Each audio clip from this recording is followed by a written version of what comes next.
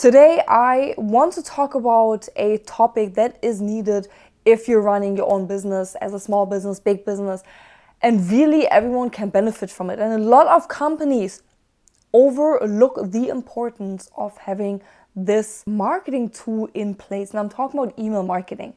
Nowadays, a lot of people think email marketing, it's not even worth it, I don't want to do it.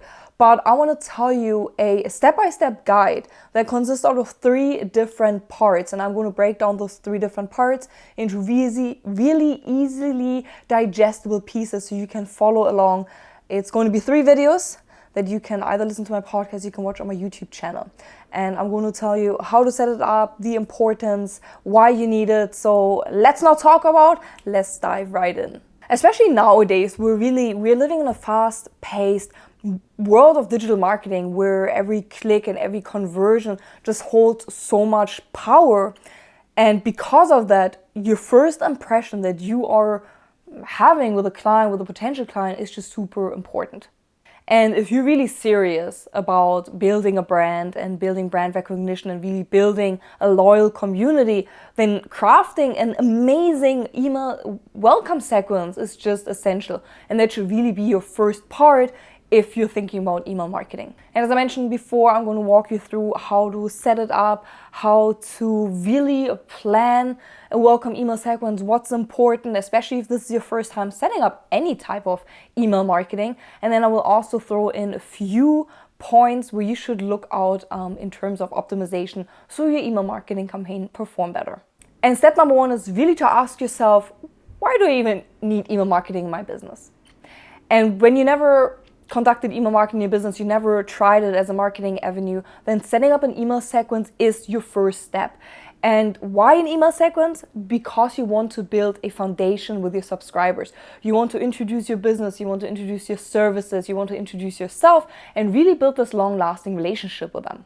And essentially, what is an email welcome sequence? An email welcome sequence consists out of pre-written emails arranged in a workflow, and these emails are automatically being sent to your subscribers within a set time frame. So first you will write all the emails and you set them up in your email automation tool. So let's say a subscriber enters your email marketing, they get the first email, then you wait 3 hours, they get another email, then maybe you wait 2 days, they get another email. You can set up that type of automation in an email automation tool such as MailChimp or Constant Contact. Personally, I use MailChimp. I think it's super user-friendly. It has a lot of features. They're introducing a lot of features, so I would recommend looking into MailChimp. You get your subscribers either through sign-ups for your newsletter or for any lead magnet that you have on your website, on your social media, or any third-party websites. And as soon as they enter the information, click the submit button, they ultimately enter your email subscriber list. So they become part of your online community. What I like about email marketing, it means that the subscriber is actively interested in your offer. So they kind of opened the door and it's your job to welcome them with open arms. Let's say a subscriber has just signed up to receive updates from your brand. They're excited, they're curious, and maybe they're also a tad impatient. So you should see your email sequence as a virtual handshake, a chance to express, hey, we're thrilled to have you here. I'm so glad that you're on board on this awesome journey. An email sequence is not just about being polite, hello, I'm the brand, but it's really about establishing trust and setting the stage for further interactions and nurturing your community by really diving into the initial spark of interest, really honing into that initial spark of interest that the subscriber or the potential client showed you. Research shows that welcome sequences or welcome emails really boost a higher open rate than regular emails. And now you ask yourself, well, what is the difference between a welcome email and just a regular marketing email? A regular marketing email are those emails that you receive like, oh, 30% off on our website, or a happy Friday, let's celebrate the weekend. And a welcome email sequence or welcome email is really the very first email you ever receive from a company. And the email open rate could be higher because the consumer is going on the website with an intention. So let's say you offer a free coupon or you offer a free consultation, you offer a free shipping, 20% off, whatever it might be. And of course the client wants to get this offer. You can only get this offer if you subscribe to my email newsletter. So they give you their name and the email in order to receive the offer.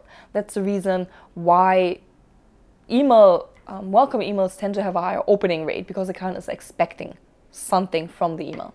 So they sign up to your email newsletter with the expectation of getting something. And because a lot of welcome emails include some sort of coupon or some sort of incentive, these emails tend to generate 320% more revenue per email than other promotional emails brands send out. Now that you know why a welcome email sequence is important, the next step would be to plan your welcome email sequence. With everything, before you start doing anything, you need to have a solid strategy. And a solid strategy includes setting clear objectives, understanding your audience, and having a game plan. So let's start with number 1, clear objectives. First of all, you need to ask yourself, what do you want to achieve with your email sequence?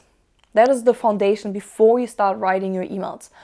Your objective shapes the content and structure of your emails. It helps you to define what type of lead magnet I need, how can I attract my users, and what type of content would I publish within my emails. For example, do you want to recover abandoned carts? Do you want to increase webinar signups?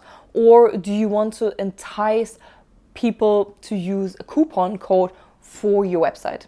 For example, let's say your email welcome sequence would apply whenever someone abandons a cart. When you abandon a cart, pretty much that means you have an online store, you put everything, or the client puts everything in the basket, goes to the checkout, and then they decide not to finish the checkout. So they're not going to purchase it.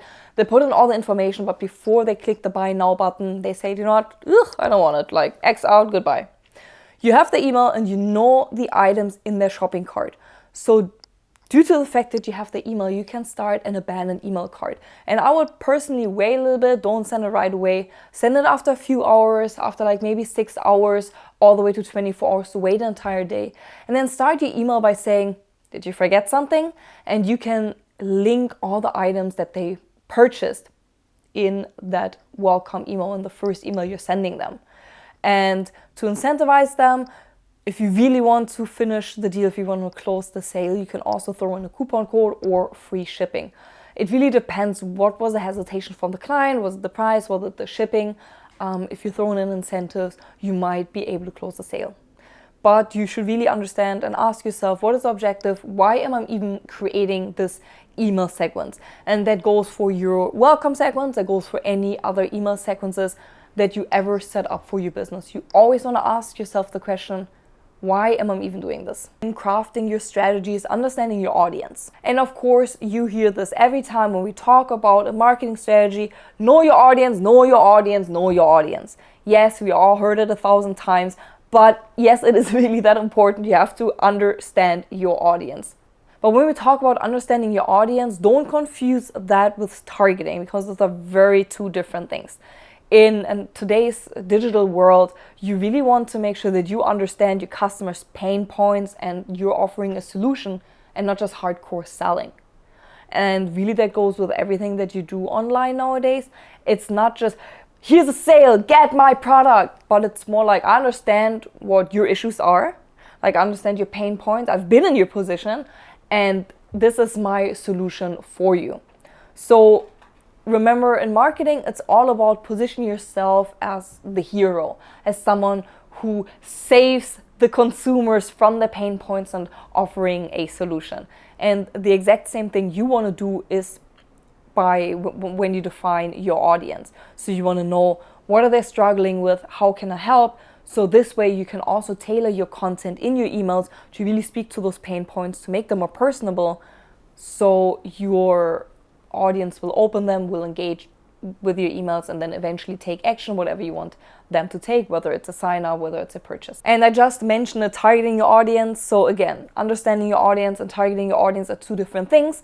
But of course, you also need to understand how to target your audience. So that would be the next step in your strategy. And this is where email marketing really shines, because you have the ability to segment your audience. So let's say you have a whole audience and you know that you want to segment them into different birthdays, you want to segment into different hobbies, purchase behavior. So you can do this. You can, if you ask for, let's say, birthdays during your sign up, you can separate them to your birthdays. You can look for purchase behavior. Maybe they bought X amount of products, or they bought a particular type of product, so you can segment them into this group. You can create a little group, or maybe this is your group for everyone who abandons their email. So when it comes to email marketing, you definitely do not want to put them all in one cluster, because then we have a clusterfuck, but you want to separate them into different groups of individuals.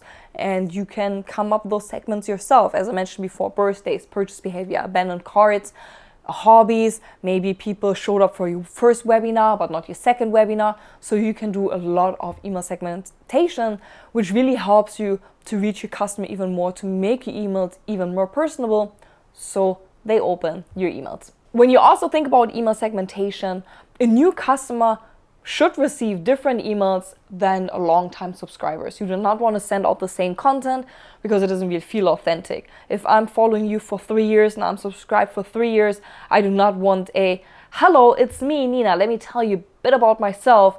I'm already following you for 3 years. I know who you are and what you're about. So definitely send out 2 different emails, and then again, email segmentation comes into place, separating new email subscribers and long-time email subscribers. But ultimately, segmenting your audience will really help you to deliver relevant content to the right people, making your emails even more engaging and effective. And that's it for video number 1. In my next video, I will show you what you need to craft the perfect email sequence and how to set up the flow. So definitely tune in next week for part number 2. I'm so glad you tuned in today, and I cannot wait to see you next week. Until then, goodbye, or how we say in Germany, auf Wiedersehen. And don't forget, the world is your oyster, but everything is disgusting.